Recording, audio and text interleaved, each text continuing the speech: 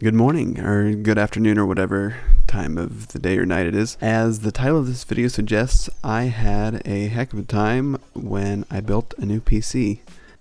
It was to do with my brand new Ryzen 5 3600, but as you will see, it turned out to be the motherboard, not the processor. Basically, let me give you a rundown of what happened with it. So I built this PC. Has a Ryzen 5 3600, which is a great bang for buck 6-core processor. Also a gigabyte factory overclocked 1660 Super, 16 gigs of G-Skill RAM at 3600 megahertz.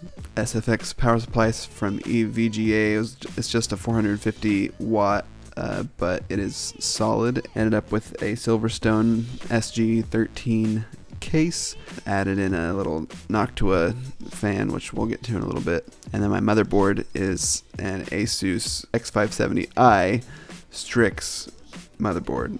So I built the system, everything was working great, decided to go with the stock cooler on the processor, which should not be a huge problem. It's a 65 watt processor. Benchmarks were showing idle temperatures in the 30s, maybe the 40s.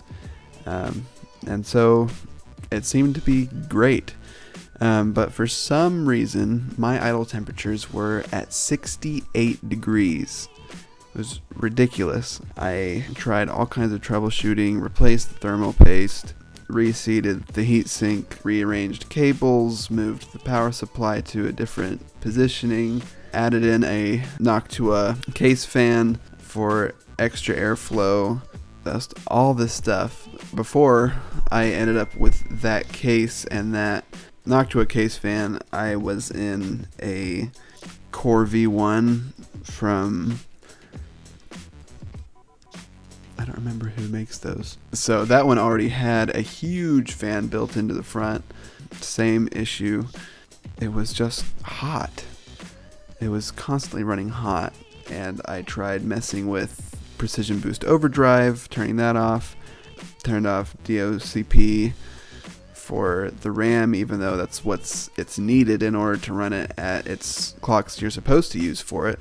So just all this stuff, and it kept idling that low. And when it idles that low, when it's actually under load, it overheats. So what I ended up doing was RMAing the processor. It was terrible.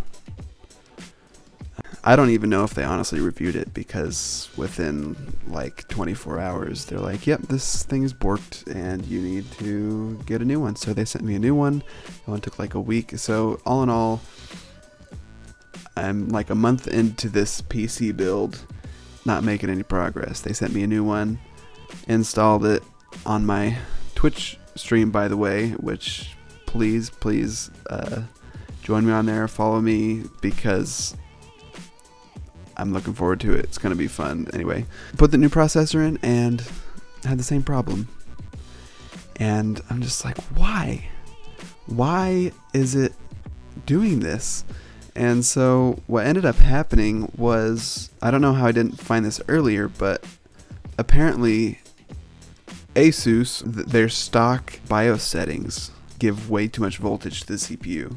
So I followed a video, I'll try and link it in the description here, from Jay's 2 cents, where he downvolts some of the stock settings on an Asus X570 motherboard. Performance immediately improved. My benchmarks went way up.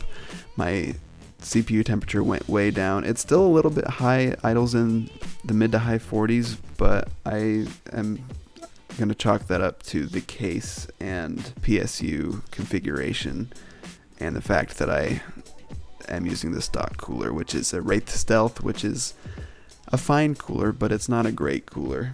The case is pretty well packed, and I'll probably get a 120 or 140 millimeter AIO sometime in the future, but AMD assures me that high 40s are well within normal limits for idle temperatures on this processor, which of course I take with a grain of salt, but it is working way better. All my benchmarks are great. Precision Boost Overdrive has been re-enabled and the thing is snappy.